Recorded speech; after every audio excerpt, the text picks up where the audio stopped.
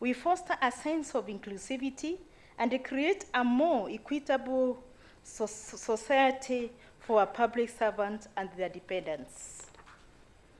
Today, as we gather under the theme, Building a Secure Future Together, let us recommit ourselves to transparency, accountability, and good governance.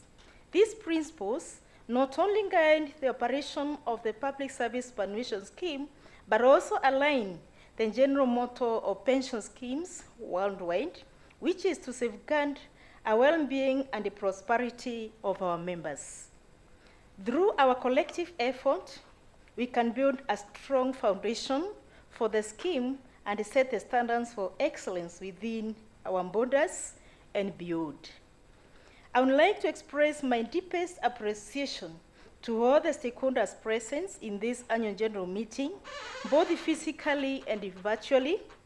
I also wish to recognize the vital role of the Board of Trustees has played in the success of the scheme. Your collective commitment and dedication are instrumental in building a secure future for dedicated Kenyans in the public service.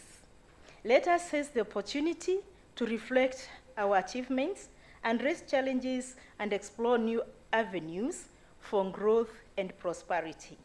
Together, we will continue to build a prosperous and secure future for our public servants and for Kenya as a whole. Thank you, and may this annual general meeting be a hallmark of bright future for the scheme and for Kenyans as a whole. God bless you. God bless Kenya. Asanteni. Thank you very much. Asante sana. That's the speech by the PS. We want to thank the PS, James Mahati, for that speech, and of course the presentation by Agnes. Thank you very much. Now we're getting to a very critical stage, and that is a presentation of reports, and we'll start with the financial statements of a scheme for the year ended 30th June 2022. To do that is Joseph Rono, the Group Executive Director, CPF Financial Services. And because this report is being uploaded on the portal, we request you to be very fast. Much of what you present will be available on the portal. Karibu sana, Rono.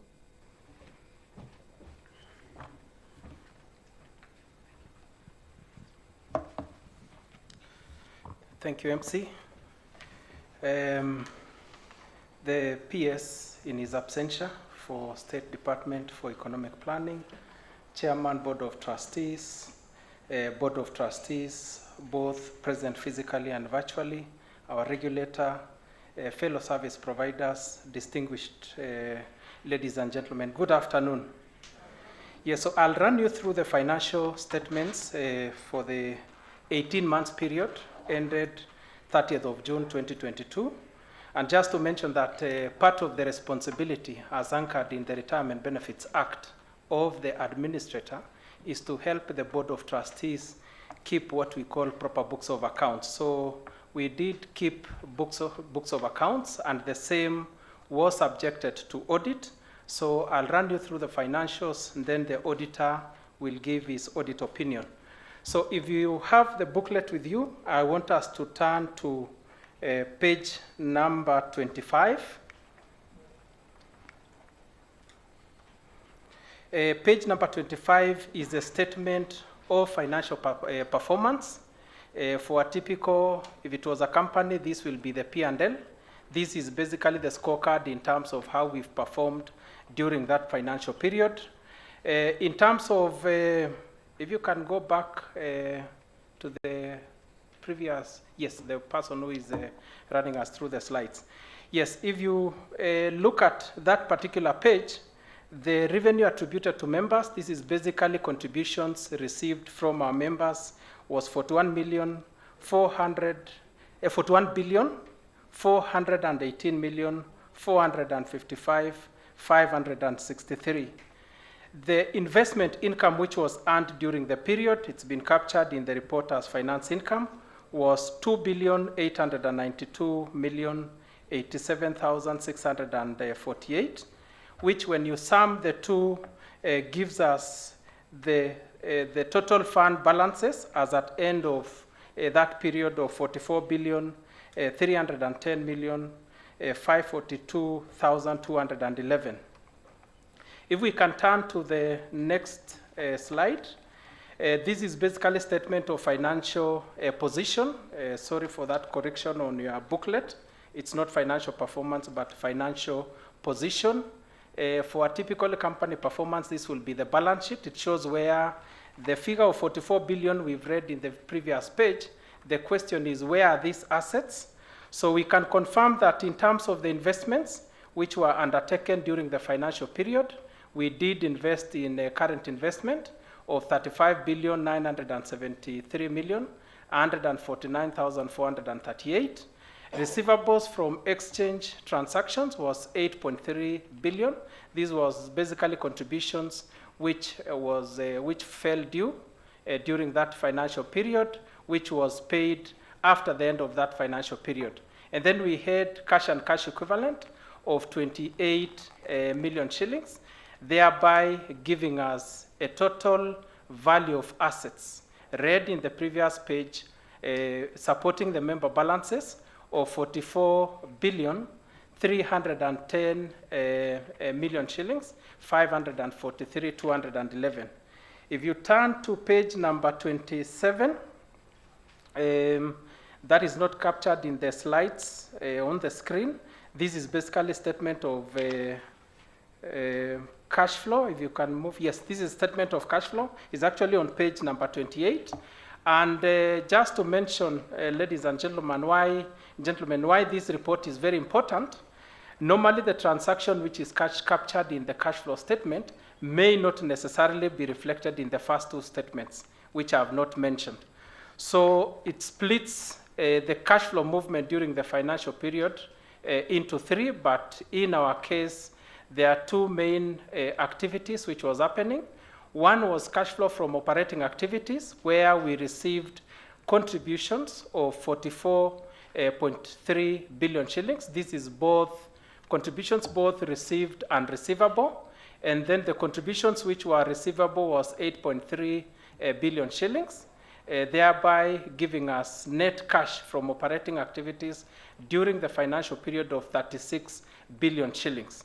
And then, of course, the activity of the scheme is when it receives money, it has to invest that money. So that money is captured under cash flow from investing activities. And as such, we did purchase treasury bonds of 35.9 billion shillings during the financial period. So the amount of money which was in the account as at end of that financial period was 28 million shillings.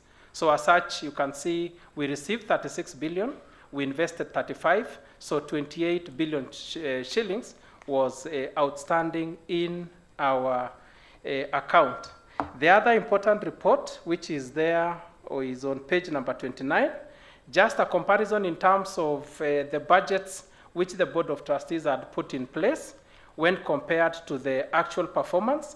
And I want to mention that there were two main areas where we were comparing the actual budgets which were provided together with the actual performance, and this is on contribution. The board had made a provision for a budgeted contribution of 38.5 billion shillings, but we did receive 41.41 billion shillings.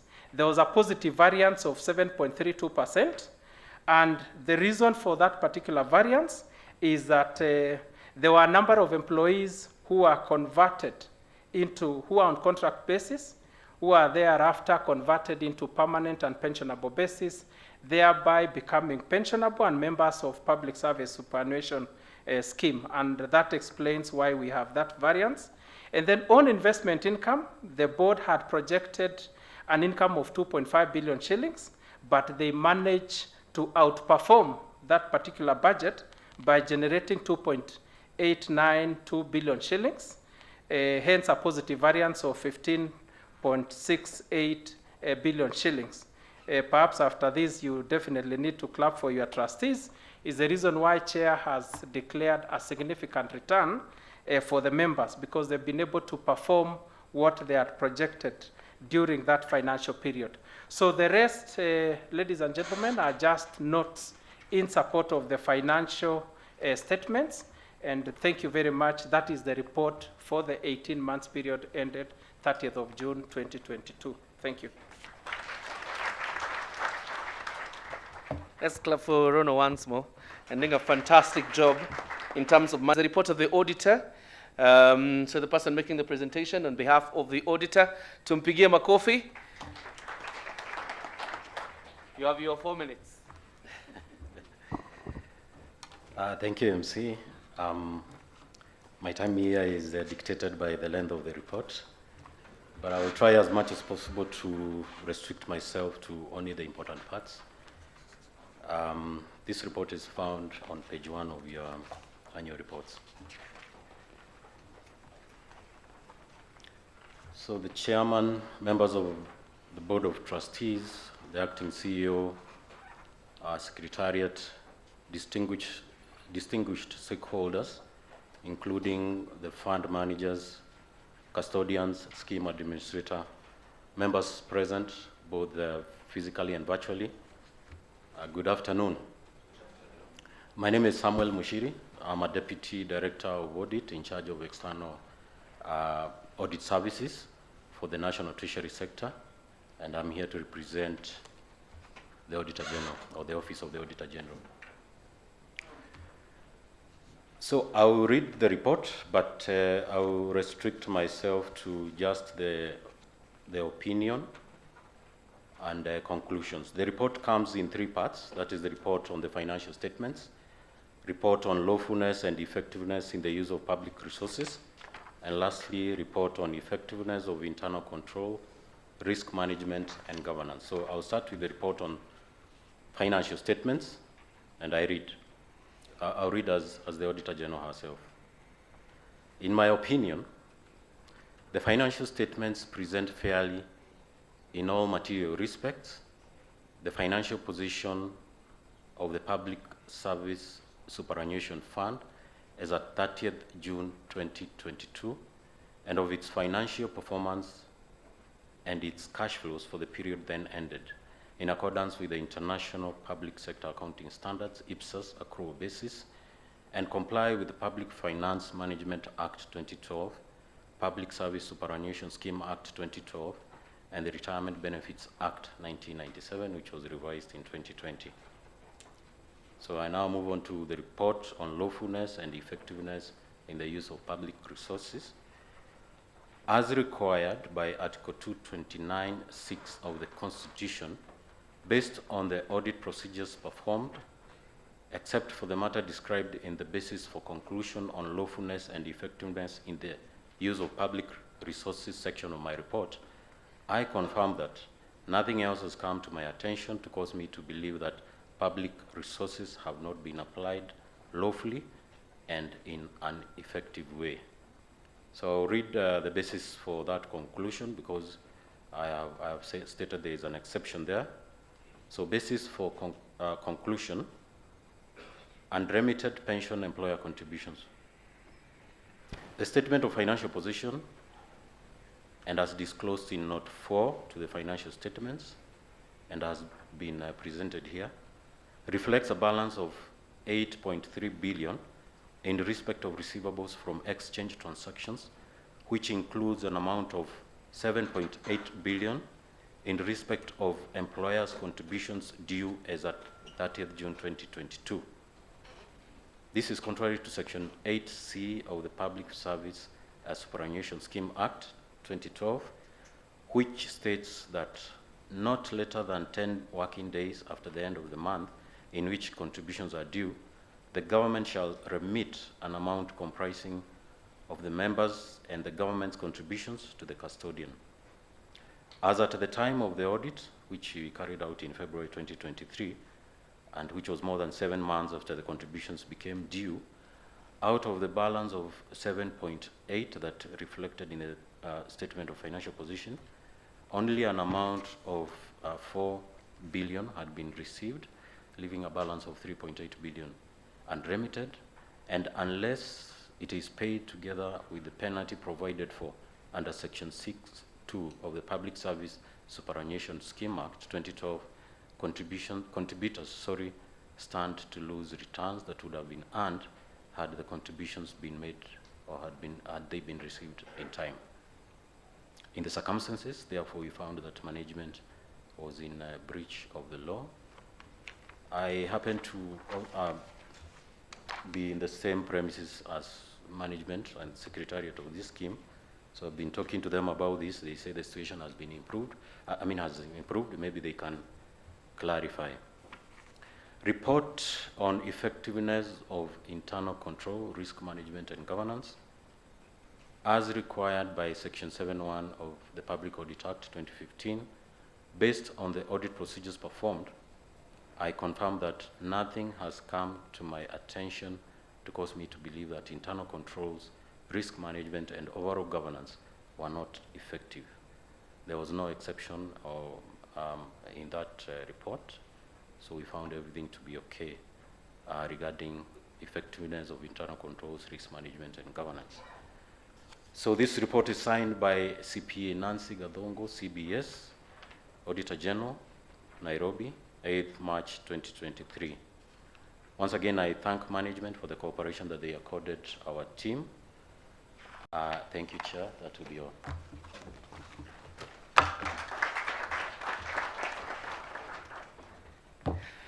Going by your threat earlier, and the length of the time you would take would depend on the reports and the time you've used.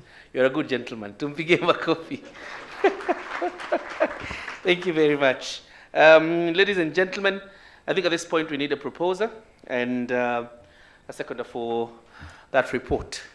So again, we need a roving microphone for that.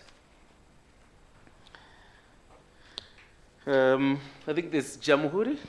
There's a gentleman called Jamhuri. Oh, okay, at the back there. Give them the microphone.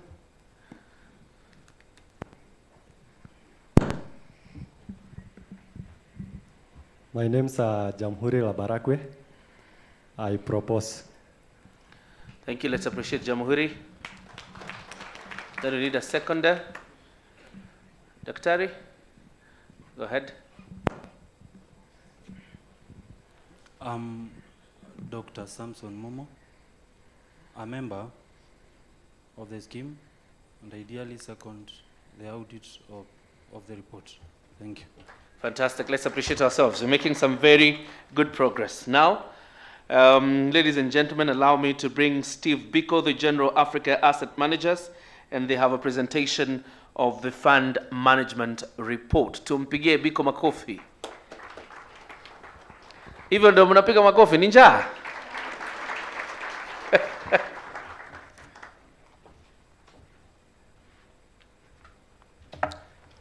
Thank you very much. The Chair, the Board of Trustees, ladies and gentlemen, all protocol observed, good afternoon. My name is Steve Biko from Gen Africa. I'm the Chief Investment Officer. It is our privilege to be here before you in this inaugural AGM for the PSS scheme. Please accept our gratitude and greetings from the board and management. As an esteemed client and as your service provider, I'd like to mention that we have been long serving in the market. We are regulated by both the Capital Markets Authority and the Retirement Benefits Authority as fund managers. And in our role in carrying out responsibilities, we advise the Board of Trustees on how to make investments as stipulated under the regulations. So we simply make the investment decisions, but do not handle the funding. The records are also managed separately by the administrator.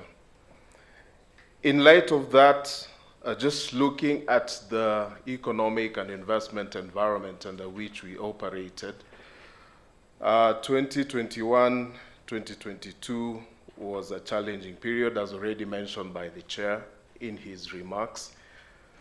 Nevertheless, we saw the fund performing strongly. We had a GDP growth of 4.8%.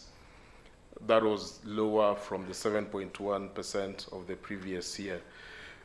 We expect that 2023 will have a GDP growth of about 5%.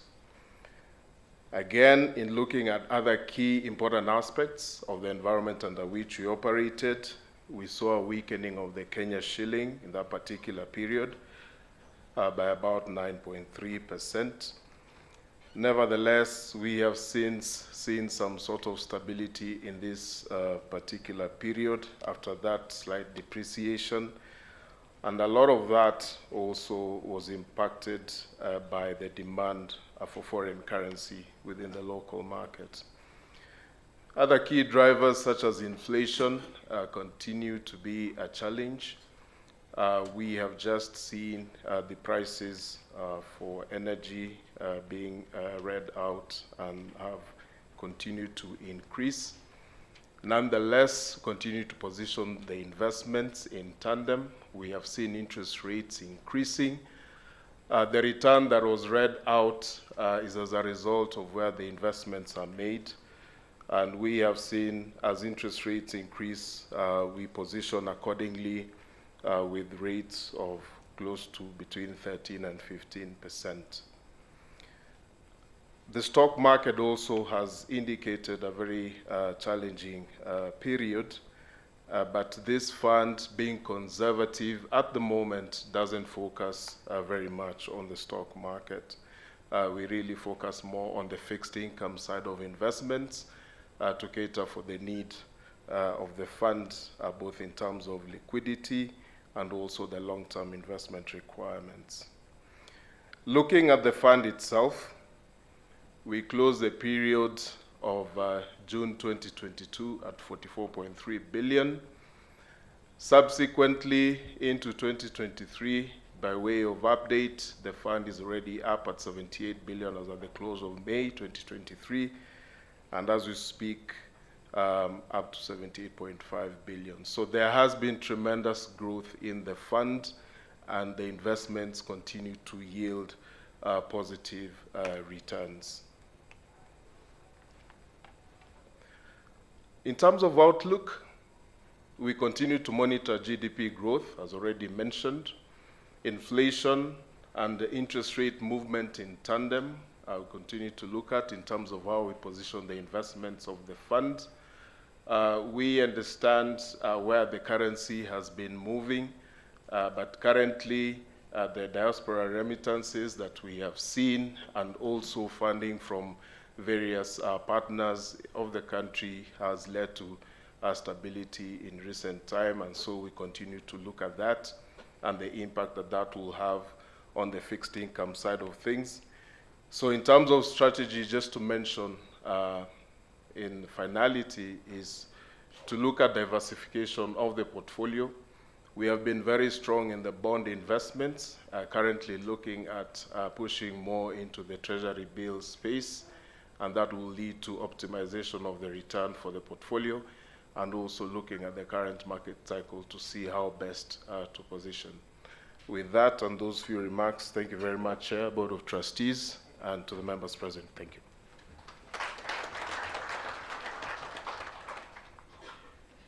Thank you very much, Steve. And I think you guys are not appreciating yourselves the way it should, because, I mean, you have recorded successes from the reports you can see. Let's also appreciate the Board of Trustees for a job well done so far. All right. Now we want to go to the custodian's report, and Janet Waiguru is already here. Karibu, Janet. Tumpigie makofi. We can do better, surely. Karibu sana, Janet.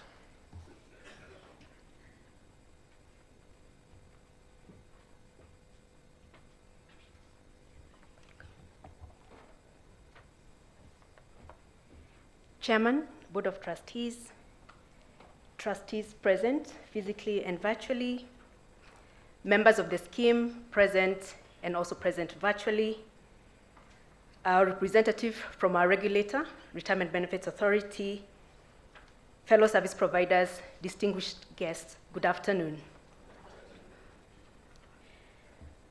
We, as your custodians, are honored to be part of the inaugural AGM. Please allow me to introduce the other custodian banks who are present, and I will start with Ms. Eva Bore-Mwangi, who is the General Manager and Head of Custodial Business at NCBA Bank. She is joined by Purity Huha,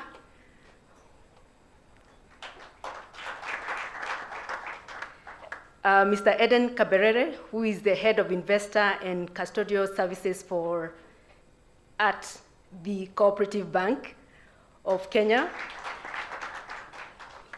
and myself as Janet Oigoro, Head of Investor Services at Stanbic Bank.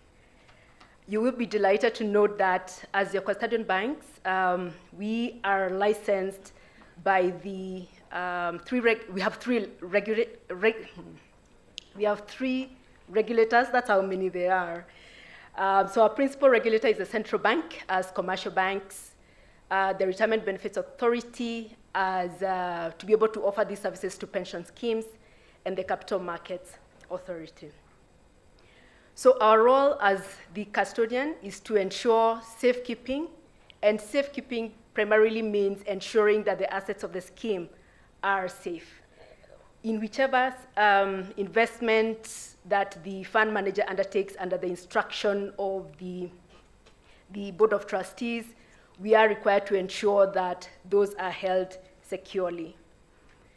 We are also required to ensure that we provide the segregation and independence of the assets of the scheme, both from the scheme sponsor, from the board, and from the other service providers.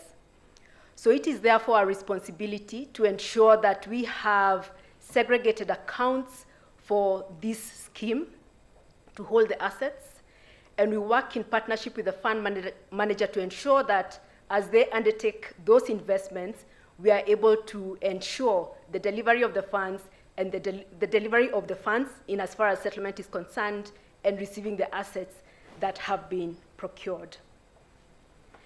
It is also our responsibility to ensure that we file returns to the regulator. Again, this just ensures that there are checks and balances in reporting to the regulator in terms of the funds. And to be able to do that, we must ensure that we have measures within our organizations to mitigate the risks that are attached in the investment process. So even as we stand here as your custodians, we have a team that works with us to ensure that we provide segregation of our duties in ensuring that no one person can undertake a transaction from beginning to the end. We also ensure that the assets are registered in a nominee name, and this also ensures that there's segregation between our respective banks' assets and those of our clients, such as yourselves. We undertake quarterly reconciliations, monthly reconciliations, and also quarterly reconciliations to the other service providers to ensure that any difference, if at all, is explained to the Board of Trustees. And it is also our responsibility, as I mentioned earlier, to file returns to our regulator, which then they are able to compare back to the other returns that are filed by the other service providers. We also work hand in glove with the auditors of the scheme to also ensure that we are able to account for any money that you're contributing in as far as the assets, the investments of the assets, and how the funds have been invested. So as we look at the period that we are reporting on, we'll just give you a view of the assets that we held as at 31st of May. If we can move to the next slide, please. And you can see that the scheme assets are distributed to the three custodian banks, and on aggregate, we had about 77.7 billion in our custody. Thank you.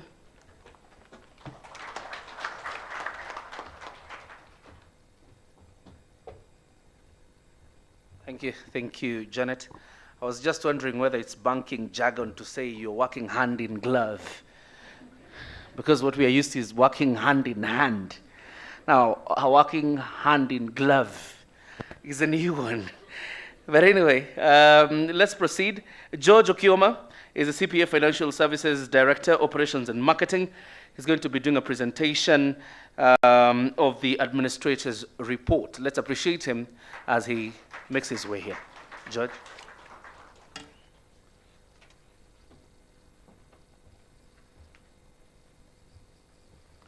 Thank you. Chief guest in absentia, Chair, Board of Trustees, the members, fellow stakeholders, RBA representative, members present, and those who are watching us virtually, good afternoon. I would want to take this opportunity, first of all, to appreciate for the opportunity to share with you in this inaugural occasion the report of the administrator by CPA Financial Services. We are registered by the Retirement Benefits Authority to offer administration services to pension schemes. And we want to confirm to you that during the period for the 18 months which is under reporting, we offer those services to the scheme. We want to just take you through, MC, just in a few minutes, what is the role of the administrator. Largely, we are the ones who are member-facing, and any issues touching on members will many a times come to us.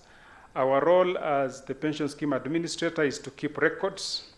When those payroll schedules are done, they are sent to us for purposes of keeping record. We maintain that record from the day a member is employed or the day a member joins the scheme until such a time that the member exits the scheme. You exit either through retirement or through resignation or through death. In all those instances, the pension administrator will work with you in this journey to make sure that every year and every month of your contributions are kept up to date. The income that was declared in the 18 months period, it's our job to make sure that it has been credited to your account. And therefore, at the end of the financial year, we issue a member statement confirming your assets or your member balance value as at that time. And so therefore, the one under reporting, remember this scheme was established and it came into operationalization from 1st January, from 1st January 2021.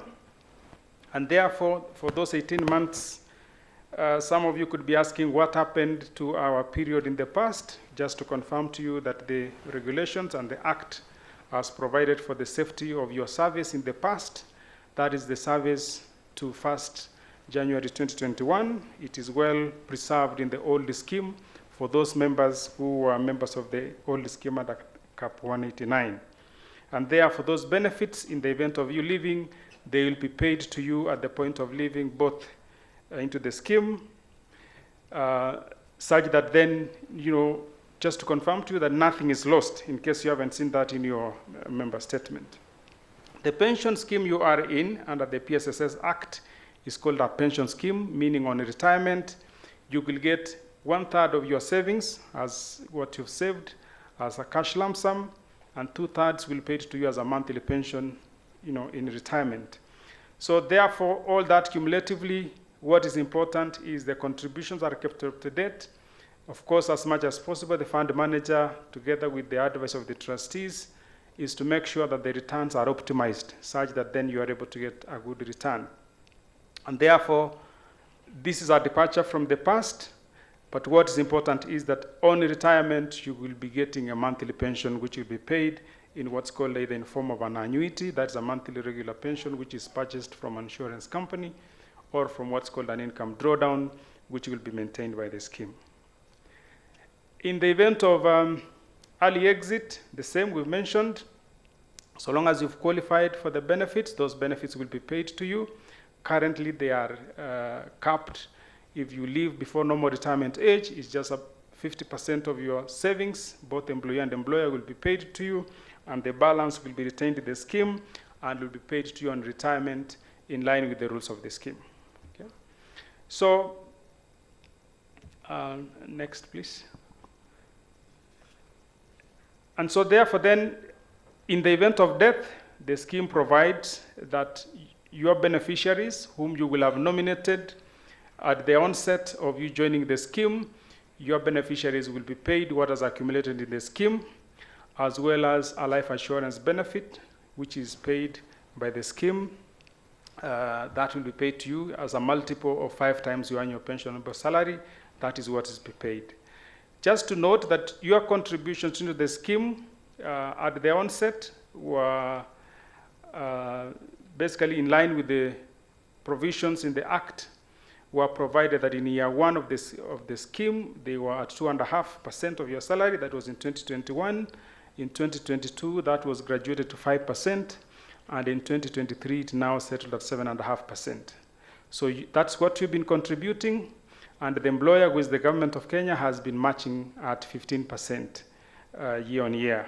So that is now, we are now at, going forward, your contributions into the scheme are set at 7.5% of your basic salary, your contribution, and then the government will make 15%. So all that combined is then put in place. The role of the administrators I've mentioned again is to keep those records every month, such that at the end of the year, we are able to again look at what the accounts have generated in terms of the investment income. Once that investment income has been audited by the trustees, by the auditor, the trustees have adopted the accounts, the income then is distributed to you, and you will be able then to get a statement. So we repeat that process year on year until the member exits the scheme. But we are always available to make sure that we stand with the member in terms of advice whenever circumstances around their lives change. Things like you are supposed to nominate your beneficiaries. It is important that you always keep updating your beneficiaries, because pension benefits largely are paid in line with your wishes in what's called a nomination of beneficiary form, which I'm sure has been shared with you. And we always advise that so long as those circumstances around your life have changed and you want to change your nominated beneficiaries, please always make sure you do that together with the support from the administrator and the secretariat, who are always available to support. Okay. Just finally then to mention that we have a branch network which is available to support you. As an administrator, we have a branch network across the country, 9 branch offices. We work together with the secretariat, and that this information is available, and I'm sure soon you will be able to find it at the Huduma centers, where then you will be able to get all the relevant support that we are able to support you as members. Finally, is just to let you know how to access your statements. We have 2 channels. That is a USSD channel, *378#, which is available to you. If you dial that, you should be able to register and actually access your statement. You will be able to see at least the last 5 contributions which have come in, as well as a consolidated statement. But also, if you log into the website, both at the PSSS and also on our website, you will be able to log in, put in your credentials, and download your statement. All that process has been provided for in the documentation that is available to you. Thank you so much. Thank you very much. And of course, I saw some people dial that USSD code. Probably you can tell us the experience after this. And now, ladies and gentlemen, Alice Nyariki is a CEO, acting CEO, Public Service Superannuation Scheme. She's going to make a presentation, the report for the Secretariat. Tumpigie makofi.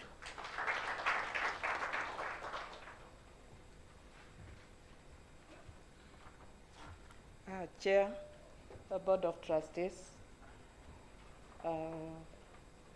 members of the Secretariat, members of the scheme, service providers present, all our stakeholders, good afternoon. I'm going to take you through the report of the Secretariat. It's going to be very brief. I will give you the outline. The report is on governance, compliance status, and other operations that we've done within the scheme.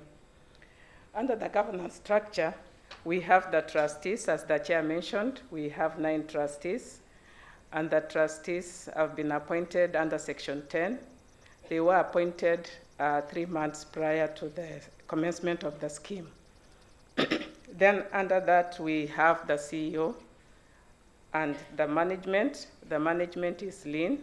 We are about 20 of us who manage the scheme. We also have service providers whom you've all seen speak to us today. We have the fund manager, we have the custodians, and we have the fund administrator. Our role as secretariat is to manage the board affairs, manage the scheme affairs on a day-to-day basis. We facilitate the benefit processing and communication for the scheme. We also take member education. We've been doing member education supported by the fund administrator. We do records management for the scheme. We also develop policies for the scheme in liaison with the service providers. And we are the link between the service providers and the trustees. We are also the link between the ministries and the service provider, especially the administrator. So that's majorly our role. And in terms of compliance, we've complied in most aspects of the scheme. The constitution of the Board of Trustees, as I've said, has already been constituted. It was constituted prior to the commencement of the scheme. Largely, that was a big compliance by the government. Then we have the Board of Trustee meetings, which we've complied. The trustees hold their meetings regularly as required by the law. They also have board committees. We have the investment committee, we have the HRM and finance committee, we have the benefits committee, and we also have the audit and risk committee. So these committees support the board, the full board in the business of the board. Appointment of service providers, you've seen we've complied. We have all the service providers on board, and they are assisting the Board of Trustees with the investments and custody and management of scheme affairs. We are also regulated by RBA. We've been registered as a pension scheme, and so we've complied with the registration certificate that we have. We've also registered with the KRA, and with that we've complied. So the members of the scheme are exempted from tax. They have tax exemption, so their pension contributions are not taxed. So largely we've complied. We've also been filing statutory returns as required by the law. As we supply the RBA with the reports that they require, and also our sponsor, we give them our reports. So we've complied with that one as well. Then preparation of the audited accounts. The auditor, we've also submitted those audited accounts to RBA. We also have an investment policy statement which guides the investment strategy of the scheme, and this we've also complied as required by the Retirement Benefits Authority. The trustees are required to undergo a certification program, and they've gone through that program, and so we've also complied, and that is the Trustee Development Program. So the trustees have been certified. Remittances to the scheme, the contributions by employer and employees have been remitted to the scheme, and I want to assure members that the small hitch that was there when we were being audited was solved, and the sponsors already remitted those contributions to the scheme. so they are compliant. Good governance policies, we've complied. We've developed policies. We have the risk management policy, we have the code of conduct, we have the board charter, we have the internal and audit risk policy, we have the conflict of interest policy. So we've largely complied with all the requirements that we are supposed to adhere to. Other operations under the scheme, we've been registered, or we've been established as a state corporation under the financial institutions, and we are rated at category 8B. We've been also doing member sensitization. We have, it's continuous, we've been doing it. We've done 3 major ones, 2 of them this year and 1 last year. We leverage on other institutions. When the institutions are having major activities, we actually go there and talk about PSSS. So largely, we've sensitized quite a number, but we are still doing it. We will continue sensitizing. And next financial year, by August, we are planning other sensitization activities. So we have complied with member education. We have developed a strategic plan, and it's at the tail end. It's about 90% complete. So we believe by the first quarter of the next financial year, we'll be having the financial plan that will guide us, the scheme activities going forward. Ladies and gentlemen, that marks the end of the management report. And we would like to thank you that you came. And we are excited as PSSS that we have held this first annual general meeting. Asanteni. Thank you, Acting CEO. The verdict is on compliance is largely compliant. And thank you very much. To represent the Retirement Benefits Authority, CEO Charles Mashira is Jackson Nguthu. Karibu sana. Tumpigie makofi pia. Some excitement, please. We are about to wind up the program.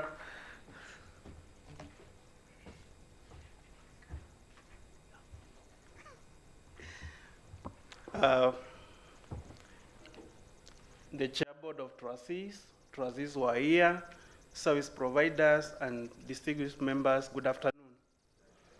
My name is Jackson Nguthu. I'm the Director in charge of supervision, and I'm representing our CEO, Charles Mashiro, who's not able to come. And I would just want to mention that this is a very good day for us. We have seen the birth of this scheme, the registration, and we have worked together with the Board of Trustees to ensure that the scheme is managed well. We have had sessions with the Board of Trustees to train them to ensure that whatever they do it in accordance to the law, and also to ensure that all the risks which are inherent in the scheme, they are managed.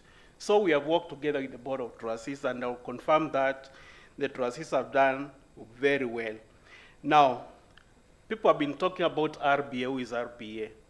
RBA is a parastatal under the Minister of National Treasury, charged with the mandate to oversee the pension industry in Kenya. We are supposed to register all schemes in Kenya and supervise what they do. We are also supposed to protect the interests of members like the members who are here and those who have joined us virtually, to ensure that your rights are protected, and also to ensure that the investments are done in the good way. We have registered all the service providers who are here, Gen Africa, all the 3 custodians are registered by us, and also the CPF, who is the administrator. In terms of the compliance of the scheme, I need to confirm that what we have been told is true. Contributions have been remitted, and we have been receiving reports from the service providers, and I need to confirm this. The fund manager sends us a report every quarter. The custodian confirms whether that is true. Also, the administrator sends a report to us on the contributions which have been received. the custodian confirms receipt of those contributions. So these are separation of roles, which is very critical, and we have required that none of the service providers is related to each other to ensure that there's proper protection. And I think this is the assurance we need to give the members that things are being worked on well. We have also ensured that there's proper governance, the trustees are being trained, and they have done very well. To the members, I'd like to thank you for this opportunity of come to this AGM. I would like to require that you look at the documents that have been submitted to you, the accounts. Kindly ensure that you interrogate those numbers because these are about your money. Also, it's important for you when there are opportunities like the issue of the member education, the sensitization, kindly attend those forums. Also, it's important to tell you that this scheme is very different from the other scheme which you moved on from, the one which was operating prior to January of 2021. The benefits payment is done promptly. You'll be paid within 30 days after exit. And I think this is the beauty of this scheme. And I will encourage you guys to continue contributing and also encourage others to join, which have no option to, like the new employees to join the scheme. Finally, I would like to thank the Government of Kenya for being faithful to the contribution. We have a challenge of non-remittance of contribution, but the sponsor of this scheme has done very well. They have remitted contributions, and we have seen is that May, we have about 78 billion.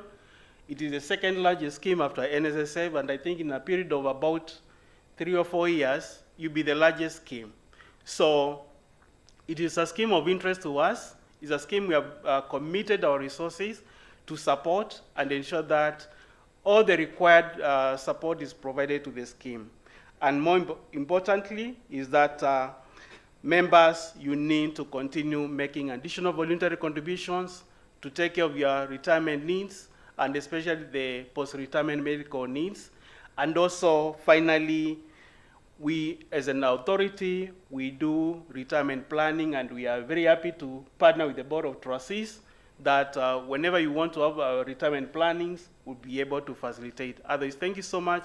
God bless you, and continue saving. You're in the best scheme, and the trustees are doing a good job. The Board of Trustees, the service providers are also doing a good job, and let's continue saving for our retirement. It's our responsibility. God bless you. Thank you.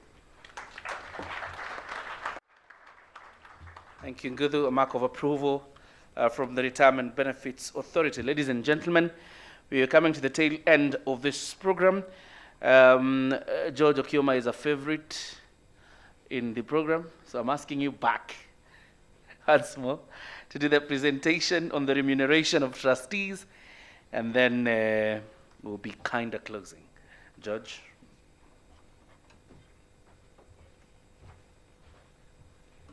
Thank you once again.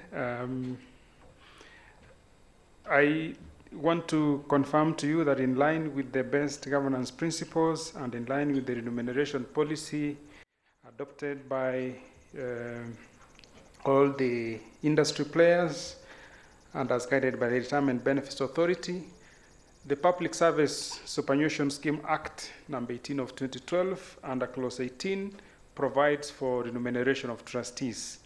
That trustees, as they offer their work, that the chairman and the trustees shall be paid such sitting allowance or other remuneration for expenses as the minister may from time to time approve. And I would want to confirm that yes, indeed, during the period they were in office, they received a remuneration of every sitting they held at the rate of 33,000 for the chair per sitting and 28,000 for the members. However, I would want to confirm that under clause 39 of the same act, it provides that the government of Kenya could provide initial grants for purposes of initial takeoff of the scheme, that is to support the scheme. And therefore the government provided those initial funds to relieve the scheme. And so therefore the scheme did not actually pay. Instead, the government of Kenya paid that cost on behalf of the scheme. And I think we want to applaud the government in that respect. Initially, it's good practice when a scheme is starting that the sponsor supports the scheme for those initial expenses, and I want to confirm that the government did actually help relieve the scheme, and it paid that expense on behalf of the scheme. Thank you.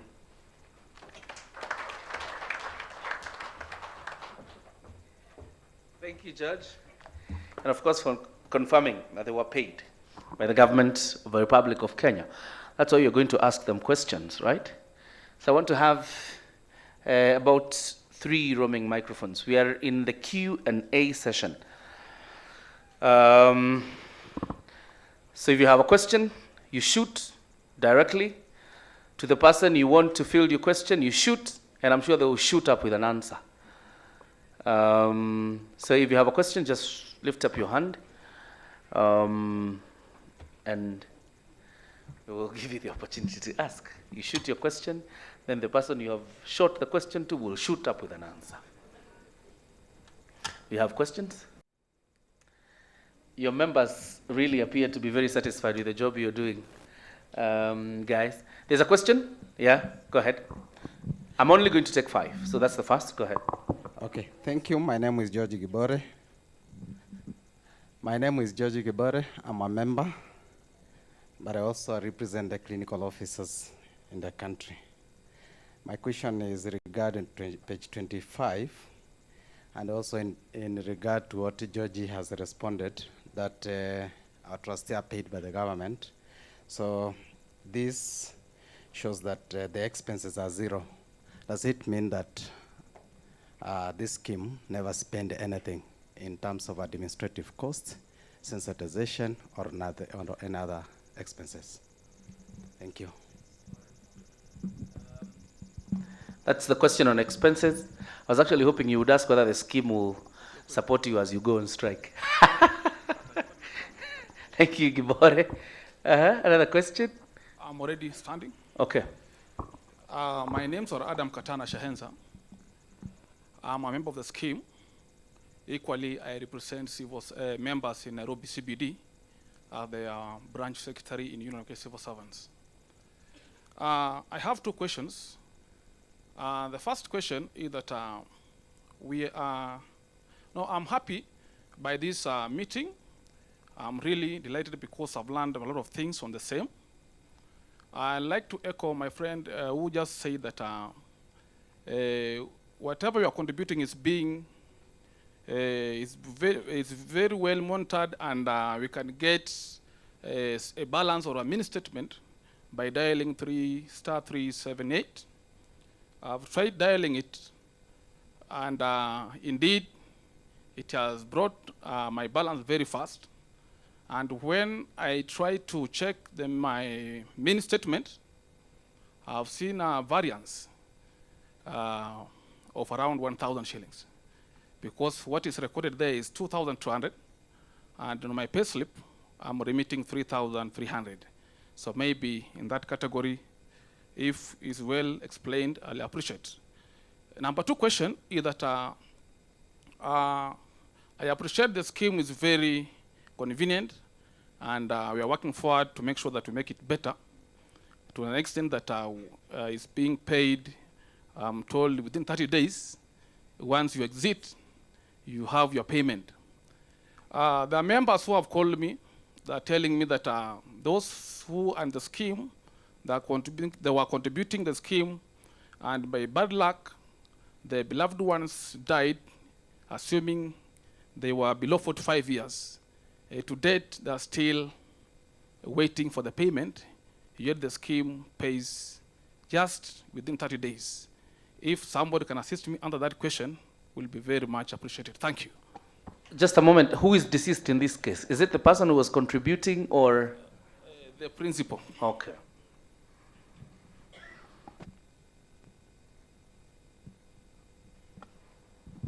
The third one, we're taking 5.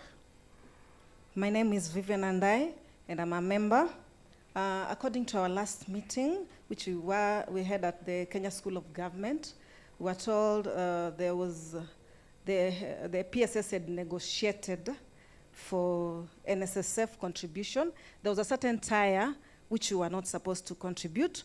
I would like you to clarify which tier is that, And are we still contributing the other tier? The second question, what is the computation for the 2/3 monthly pension that we are supposed to earn after retirement? And then lastly, we have been contributing in the other scheme, the government scheme, until 2021 when we began contributing to this new PSSS. What happens to the former contribution? Is it going to be carried forward to the PSS, or we will be paid, we are supposed to be paid by the former scheme? Thank you. All right. The fourth person.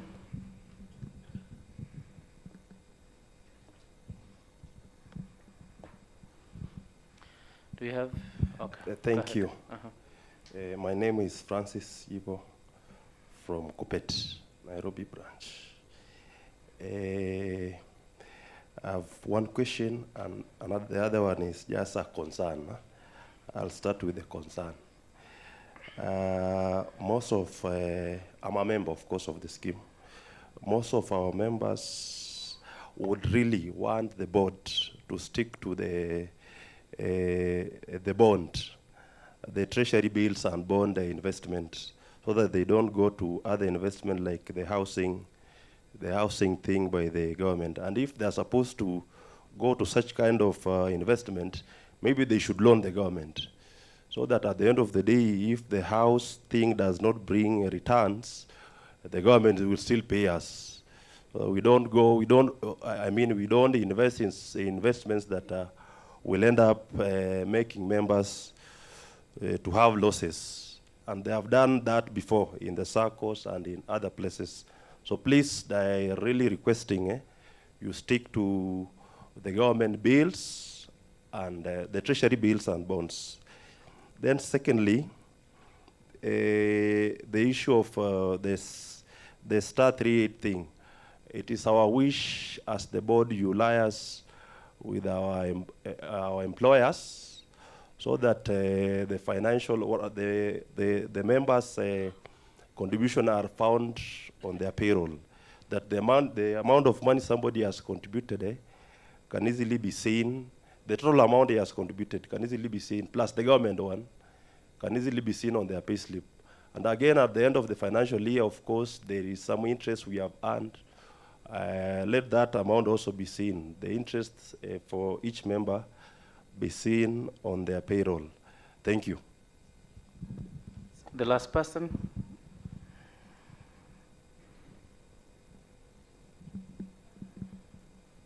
Do we have? So I assume by consensus that we don't have. Now we throw it to the speakers to respond to the questions. All right. In no particular order, I think we can respond to the questions asked. They are very genuine concerns. I'm not sure it will take more than 2 minutes, for each response. So who do we start with? Do we start with... I think we start with okay.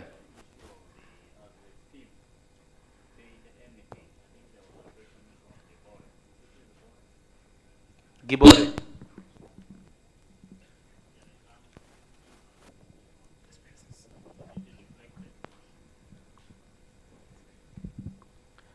The expenditure of the scheme, I think, Okema, you can respond to that one. The variance in contributions, also Okeom, your George, and also the prompt payments. Those who have died, they have not been paid, and I think the CEO can also respond. All right, George, you have a mic? Thank you. I'll assist George on the first question. That is on page 25 of the financials. I think Ibore was asking whether the expenses were really not incurred.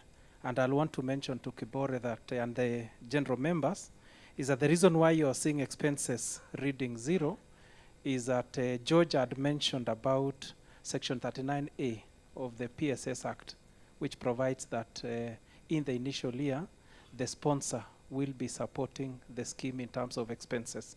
That is the only reason why you've not seen expenses being shouldered by the scheme. So the government of Kenya shouldered expenses during the first year, but definitely going forward, costs related, especially to service providers, the fund manager, custodians, and us as administrators will be paid by the scheme. Thank you. Thank you. In terms of the other question by Katana, it depends on when you look at star 378, the balances that we have uploaded are only the balances for the period up to 30th June 2022. And so therefore then, if you were to compare your salary in terms of the payslip deduction after that, that may not necessarily be reflected, because remember, the contributions were changing from year 1 of the scheme, that is from 2.5. They changed in year 2 again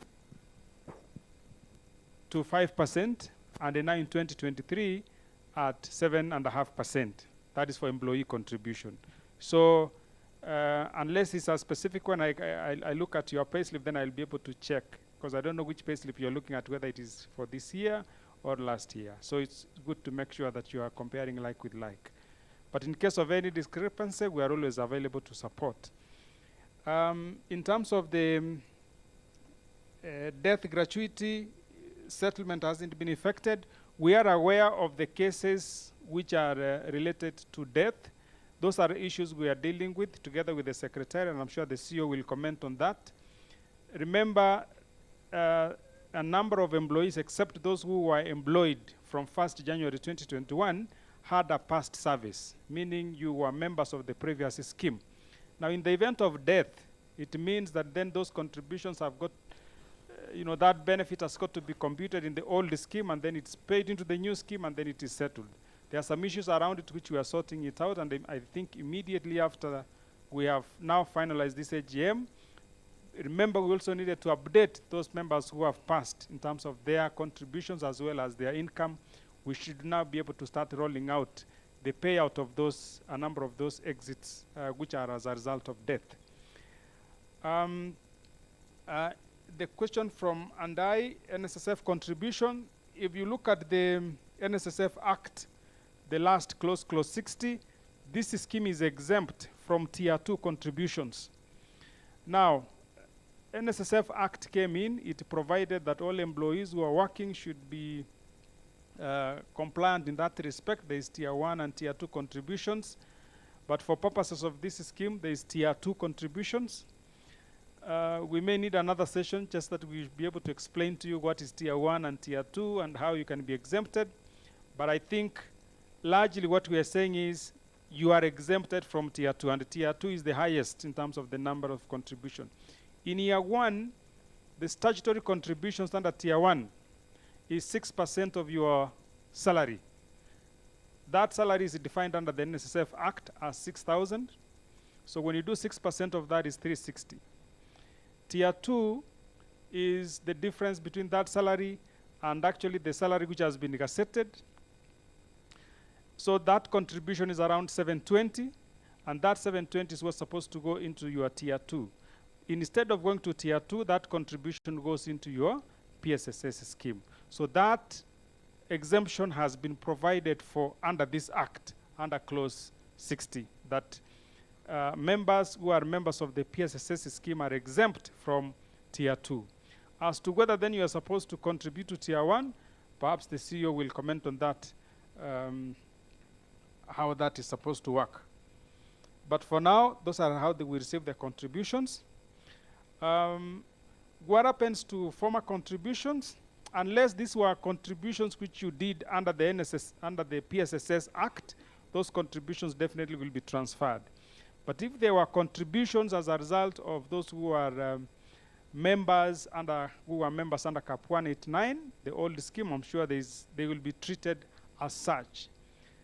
But what is important is that the service under the old scheme, those benefits will be computed and they will be transferred into the scheme and will be paid to you at the point of you leaving or at the point of you retiring. And you will clearly see the benefit from the old scheme and the benefits under the PSSS scheme.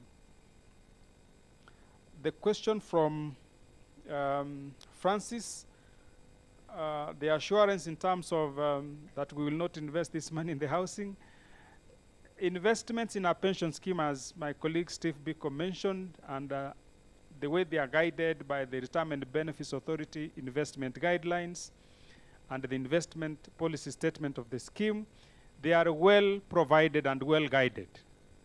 They just don't invest haphazardly. It is well guided with the aim of making sure that the members get a return, and as much as possible there is protection. So please rest assured, Francis, that trustees have taken all measures possible to make sure that your scheme is, is protected, and the members are going to get, and the scheme is actually getting a return favorable to you as much as possible to the best of their ability, together with the trustees that they have put in place. And so they just don't invest anywhere. Even if they were to invest in affordable housing, it could be in a very structured way, not perhaps maybe the way me and you would think about it. But investments in our pension scheme are guided. We are guided on how much we can put in what asset class, be it in property, be it in what we call the stock market or the capital markets, be it in bond market. It is guided and well structured. And that is why we keep monitoring and reporting to the Retirement Benefits Authority. Every quarter, these service providers you see here, they report to the trustees on quarterly basis to confirm that actually all of us are in compliance with that which the scheme has guided us on. Thank you, Chair. Thank you.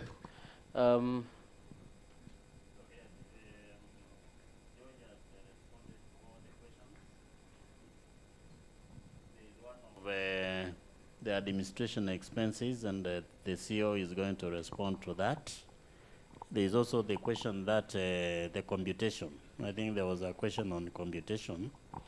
That is, once we pay the 1/3, what happens to the 2/3? What is the formula?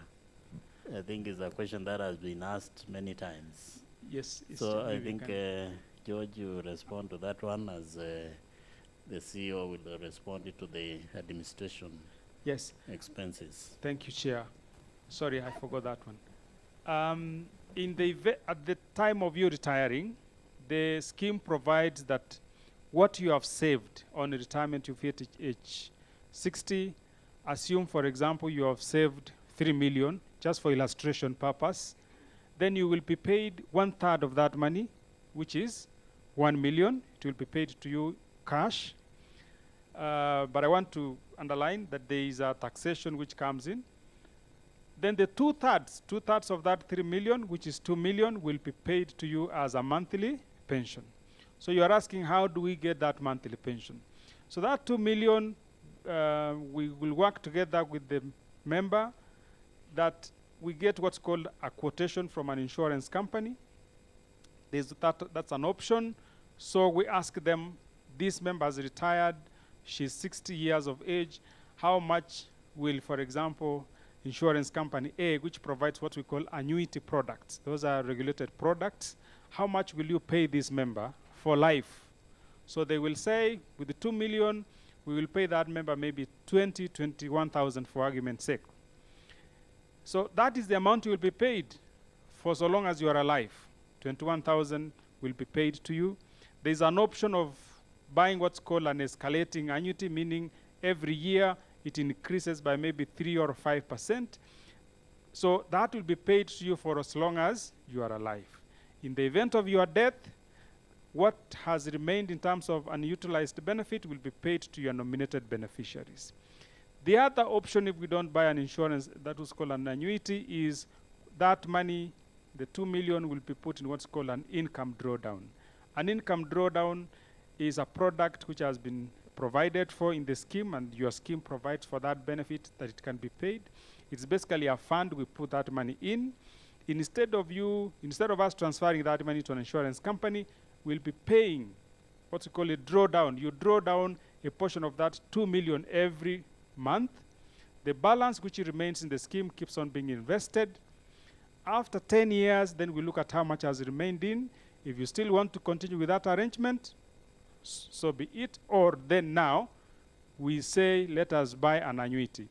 Why we buy an annuity from an insurance company is to also what we buy, we are managing the risk, Chair. The risk that you are also likely to live long. And it's, yeah. From an insurance perspective and from the mathematics associated with that, it's always a risk when a person lives longer than you expect.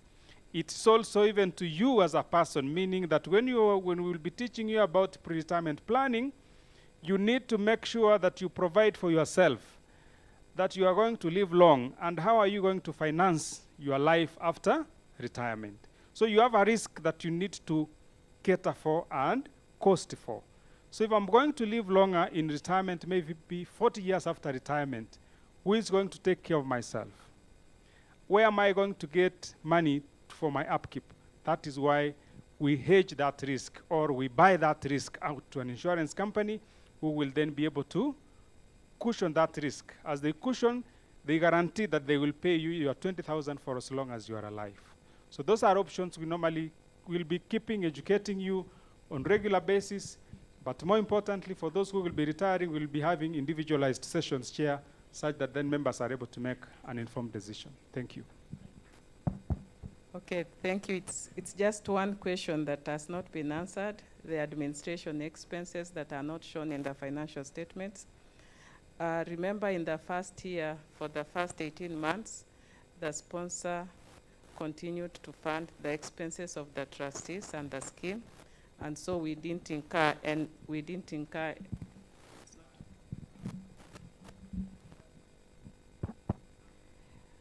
the sponsor continued to fund the expenses of the trustees and the members in the first 18 months. That is the period under review.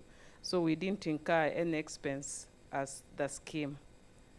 And that's why the scheme expense is not recorded there, because it was 0. Thank you.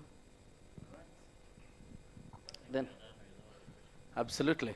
I actually wanted to say, unless there's any other pressing issue, because there's provided for an email which you can send questions and they'll be answered promptly. That is AGM 2023 at psss@go.go.ke or psssagm at cpf.or.ke.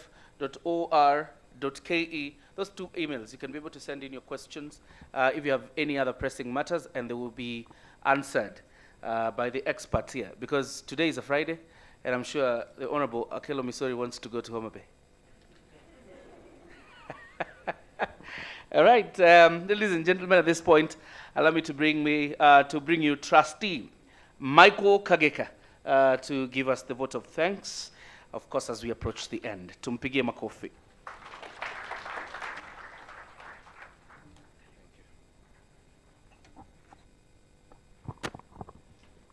Very well, and good afternoon, those of us who are here physically, those who are joining us on virtual links, and those watching us on TV. Now, distinguished guests, respected chairperson and board of the PSSS, representatives of the Retirement Benefit Authority, esteemed members of the Public Service Superannuation Scheme, the acting Chief Executive Officer of the Public Service Superannuation Scheme, and the management of the scheme, our valued service providers, stakeholders in the pension sector, ladies and gentlemen, on behalf of the Public Service Superannuation Scheme, I stand before you very happy to extend our sincere gratitude and deliver a heartfelt vote of thanks. This annual general meeting has been a remarkable milestone for the scheme, and we deeply appreciate all of you who have contributed to its resounding success. So first and foremost, allow me to very sincerely thank our chief guest, the PS for National Treasury, who had sent us the counterpart in the same ministry, PS Patrick Mohati, and whose statement has been delivered to us by the Vice Chair of the scheme.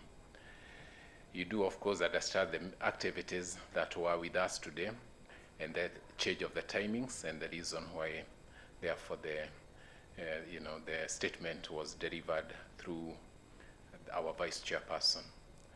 I do believe that you agree with me that the insightful words and the support that we have received from the National Treasury and Economic Planning have added immense value to our AGM, and therefore we truly are honored by those words that were spoken from our PSS. I would like also to extend our gratitude to the Honorable Cabinet Secretary for the National Treasury and Economic Planning, Professor Jogona Dongo, and the Principal Secretary for the National Treasury, Dr. Chris Kipto, who represent the government of the Republic of Kenya as a scheme sponsor. We have indeed been advised that they underwrote our expenses for the period which was being reported. We therefore thank our sponsor through the National Treasury. Their steadfast support and guidance have been instrumental in the successful incubation and takeoff of the scheme. Our heartfelt appreciation goes to the heads of the respective agencies that form the membership of the Public Service Superannuation Scheme. Your unwavering commitment and support have been the driving force behind our achievements. Special mention must be made of Mr. Amos Gadesha, the Principal Secretary, State Department for Public Service, whose invaluable contributions during the scheme's conceptualization and ongoing commitment in his capacity as the PS responsible for public service are truly commendable. And so is the support we receive from the Minister responsible for public service. We also acknowledge and appreciate the support of the CEO of the Teacher Service Commission, whose substantial membership in the scheme has been of great significance. Our deepest thanks go to the trustees, led by the dedicated chair, Mr. Titus Daboki, the hard-working management team under the leadership of acting CEO, Nyareki, and the facilitators who have played pivotal roles in the running of the scheme and ensuring the success of this inaugural annual general meeting. Your dedication, expertise, and tireless efforts have been fundamental to the event's resounding success, exemplifying your commitment to the best interest of our members, the reason for which this scheme exists. Furthermore, we express our profound appreciation to all the members of the Public Service Superannuation Scheme who have placed their trust on us, the trustees. Your participation, feedback, and unwavering support are invaluable in shaping the future of our scheme. We are deeply grateful for the confidence you have bestowed upon the trustees and all of us, and we remain committed to serving you most diligently. Our gratitude extends to the Retirement Benefits Authority under the exemplary leadership of Mr. Charles Mashira, represented here by Jackson. We acknowledge the authorities' oversight and guidance, which have ensured the effective management and regulation of the retirement benefit schemes in our republic. Your commitment to promoting good governance and safeguarding the interests of members is highly appreciated. To our scheme service providers who have all presented in our first AGM, we extend our sincere thanks. Your work has been exceptional during these initial stages of the scheme. The Public Service Superannuation Scheme acknowledges and commends the administrator, CPF, under the leadership of Hosea Kiri, the fund manager, Jan Africa Asset Managers, and thank you, Biko, for your good presentation. The tripartite custodians comprising of Cooperative Bank, NCBA, and Stanbic. We remain thankful to the prefect for the good work you do. Thank you, Janet. Your contributions have been instrumental in the scheme's success. Additionally, we express our gratitude to the wider network of stakeholders, including government agencies, financial institutions, and our other partners who have collaborated with us in their various capacities. The collaboration, shared vision, and support has contributed significantly to the growth and sustainability of the Public Service Superannuation Scheme. Lastly, but certainly not the least, our heartfelt thanks go to the entire team behind the scenes who have worked tirelessly to ensure the seamless organization of this AGM. Your dedication, attention to detail, and unwavering commitment have been pivotal in creating a memorable event for all who have been involved. In conclusion, I want to reiterate our unwavering commitment to working tirelessly for the best interest of our members, and that remains our mantra in the scheme. We work in the best interest of our members. Together, we will continue to build a secure future and contribute to the Kenya Kwanza agenda of social well-being and inclusive growth. Once again, we extend our sincerest appreciation to each and every one of you for your support and for being an integral part of this remarkable journey. May we continue to strive for excellence and make a positive impact on the lives of our members. We thank God for giving us this opportunity to serve and to be served as members in this scheme. And I also thank the MC for conducting this session very well. Thank you all, and may God bless you. May God bless our good republic. Asante. Thank you, Trustee Michael Kagika, EBS. I also want us to appreciate the TSC choir for holding us down. Let's appreciate them for a wonderful job, as well as our police officers there. I mean, it's a wonderful job. Thank you very much. Let's appreciate them once more for a good job. We're coming to the close of the program. My name is John Jacob Kuria. I work for Kenya Broadcasting Corporation as a news anchor every Wednesday night and Sunday night. Now, we are about to enjoy some early dinner courtesy of the Public Service Superannuation Scheme. And that early dinner will be served on the first floor of this building. So to probably usher us out with a prayer, because after that we'll do a photo session, a quick one. Let me invite Abdul Rashid to give us a closing prayer, as well as pray for the food. What do we have, Abdul? Karibu sana. You can give him a mic. You can come to the front.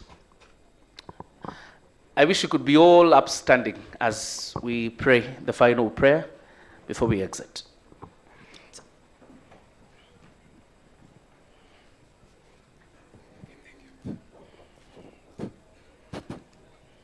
Let's pray.